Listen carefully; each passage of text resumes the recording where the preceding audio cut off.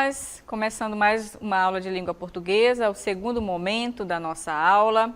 Eu, professora Sheila Rodrigues, com vocês aqui para dar continuidade, falando aí sobre a literatura, né, que é uma parte que a gente estuda bastante em língua portuguesa, não é isso? Então, a gente vai conhecer agora o objeto de conhecimento da nossa aula. Objeto de conhecimento é o conhecimento dos elementos estruturais e estilísticos dos diferentes gêneros literários em prosa e verso, correlacionando-os com seus respectivos contextos políticos e sociais. E o detalhamento: percepção da dimensão política e social dos discursos e ideologias presentes nas obras literárias, identificando características estruturais e estilísticas nos diferentes gêneros, a partir das práticas culturais, artísticas e verbais em contextos diversos, locais, regionais e globais. Muito bem. Então, esse é o assunto que nós iremos estudar na aula de hoje, falando sobre a literatura. Nós vamos estudar sobre os gêneros literários.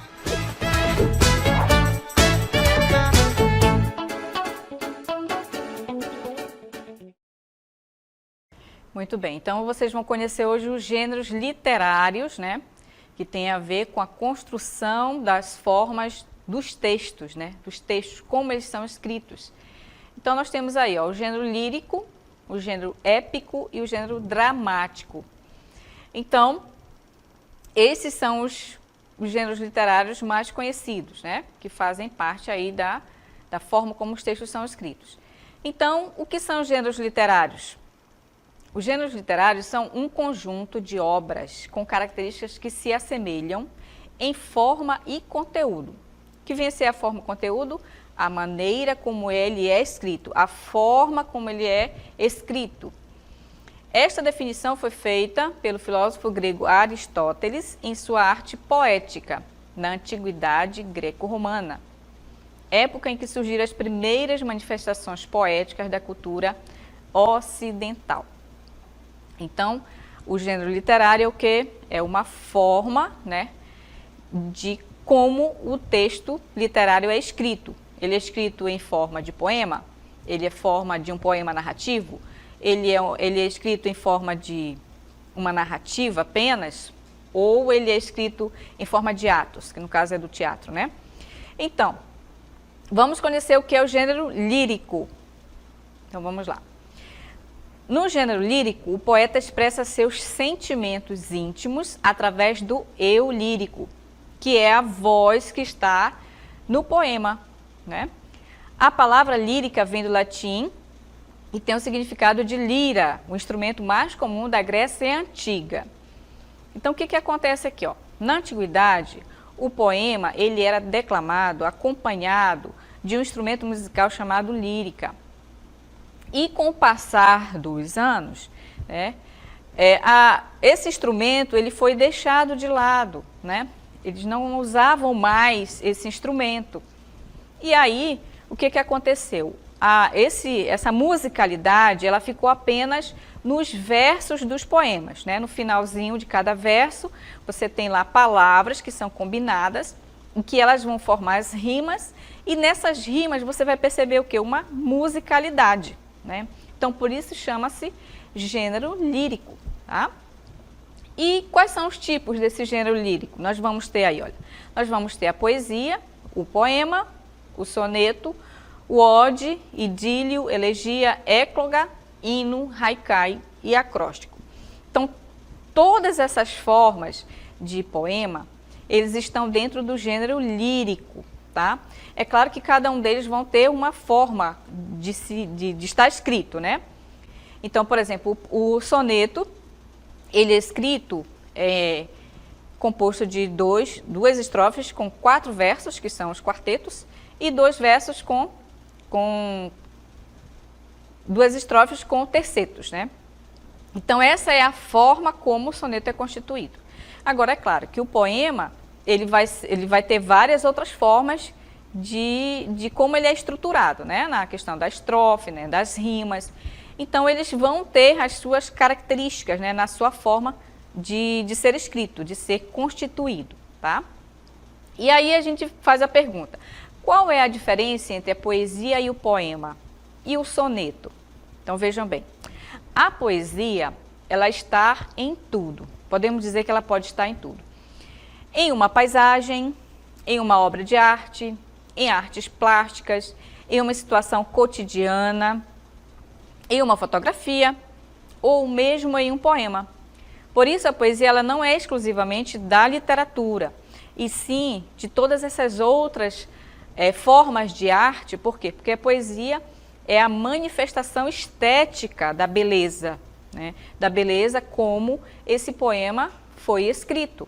Então as palavras elas vão provocar essa manifestação, né, dessa beleza de como o poema foi escrito, né, com todas as rimas, com toda a perfeição da estrutura, dos versos, né?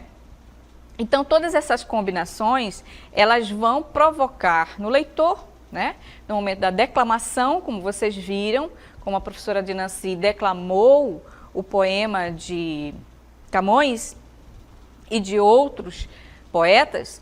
Então, a maneira como ela interpretou esse poema, isso a gente chama de poesia. Por quê? Porque isso provocou em você um sentimento, não é verdade? Então, o propósito do poema, da poesia é justamente provocar esse sentimento, essa emoção no leitor, da pessoa que está vendo, né, que está assistindo ou que está ouvindo a declamação desse poema. É claro que quando o poeta ele vai interpretar o poeta não, a pessoa que vai interpretar esse poema, ela vai utilizar toda a expressão corporal e vocal, né, as palavras, no uso das palavras, para justamente provocar esse sentimento, né? Agora, quando você faz essa leitura sozinho, pode ser que você não sinta a mesma coisa, né? Ou se você tem já um nível de conhecimento maior sobre a questão da estrutura do poema, de como essas rimas estão organizadas, né? Então você vai começar a perceber nas palavras o significado daquele poema, né? Porque o poema ele tem os seus objetivos, né? Às vezes o poema vai falar de amor, né? De sentimento, de um amor não correspondido, ou então ele vai ser usado para criticar uma determinada sociedade, mostrar, denunciar os problemas sociais de um determinado momento de uma sociedade, né? Então ele vai ter esses dois objetivos e mais, e outros, né? Depende do poeta, né? Escrever o que ele quer mostrar através desse poema, tá bom? E aí a poesia ela vai estar presente nas obras de artes, né? Por exemplo, se você vê um quadro assim muito bem desenhado, as cores, né, a forma do desenho, você vai sentir um prazer em admirar aquela obra. Então isso chama-se poesia, né? É a beleza estética daquele desenho, das formas, da combinação das cores dessa obra que você está vendo, né? Assim vai acontecer na escultura, assim vai acontecer numa fotografia, não é? Então, o artista ele vai utilizar dessas formas de artes para mostrar, né, essa beleza, e através dessa beleza vai provocar em você algum tipo de sentimento. Ou então, por exemplo, você pode, por exemplo, em alguma obra literária, por exemplo, como Vidas Secas, né? De Graciliano Ramos, em que na capa do livro mostra-se desenho de pessoas esqueléticas, né, que estão fugindo no deserto, né, que é justamente o retrato do Nordeste. Ali você também vai perceber uma arte, a poesia ali. Por quê? Porque vai estar te provocando um sentimento de tristeza, de comoção, né? Então, a poesia ela vai estar presente para mostrar tanto as coisas belas, bonitas, como também as coisas que são ruins, que estão acontecendo, né, em uma determinada sociedade, em um determinado lugar, não é?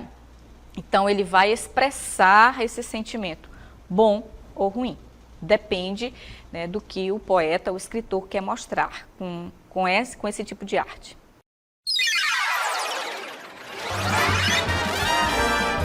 A sua aula continua no próximo vídeo.